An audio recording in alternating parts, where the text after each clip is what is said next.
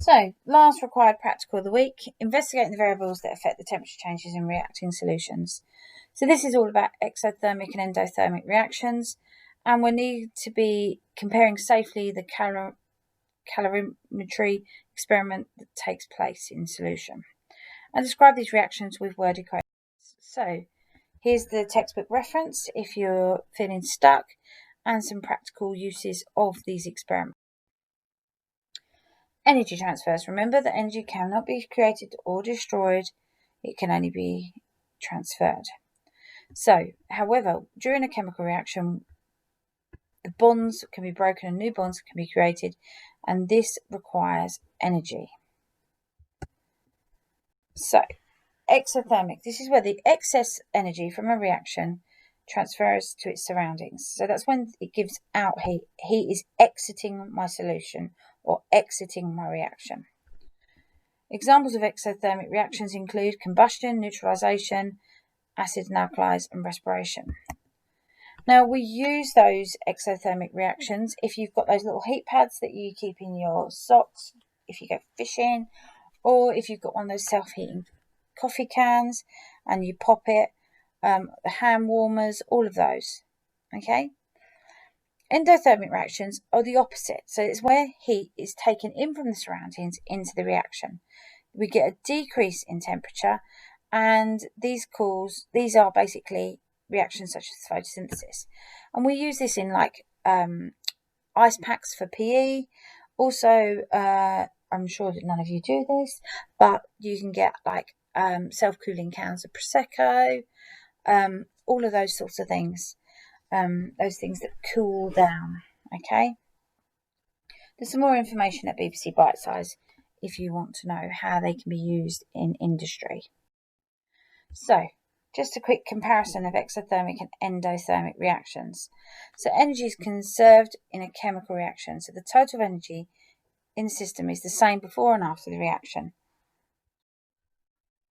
So, the next experiment you're going to do, this time we're going to do it in a polystyrene cup, because that keeps all of my heat inside, because polystyrene, as we know from our previous experiment about insulators, is an excellent insulator.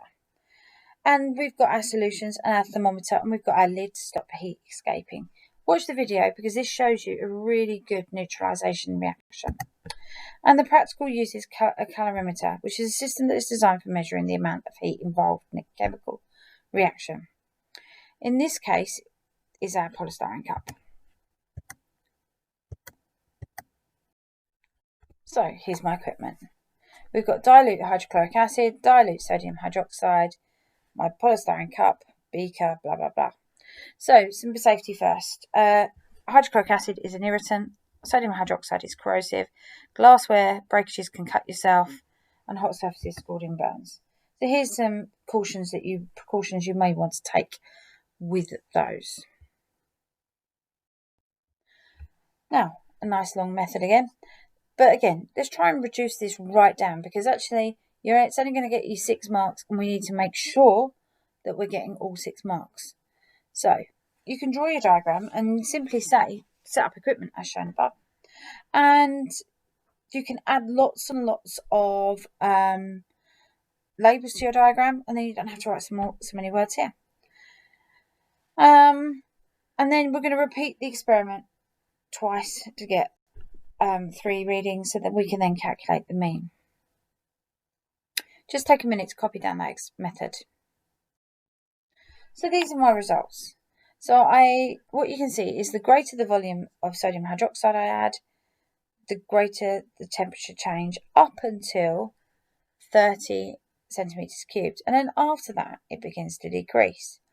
You'll notice from my graph that it is not a curve. It's not a curve. It is a curve. It's not a straight line. Sorry. So the results show the more sodium hydroxide added, the mean temperature of the solution increases. Therefore, it is an exothermic reaction. When at 30 centimeters sodium hydroxide is added, the temperature peaks at a maximum of 32.3, and then the temperature begins to fall. This shows the reaction has come to completion because the acid had been neutralized, and that's why we're seeing no further temperature change. Now, just check your understanding by balancing these equations for me. So number 1, hydrochloric acid reacts with sodium hydroxide, salt, water are made. The word occasion is sodium hydroxide plus hydrochloric acid gives me sodium chloride plus water.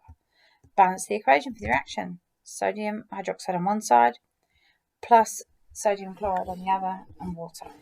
2 possible sources of error in this experiment: the reading from the thermometer and the measuring the correct volume of the reactant.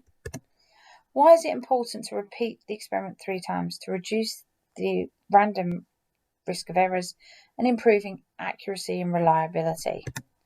And why would you need to wash the equipment out before repeating the experiment? And this is really important to prevent contamination and introducing errors to the results. So these are the skills that we've been focusing on today. And here are 2 more really good links. I'll put them at the bottom of the show my homework so that you've got them. Have a look.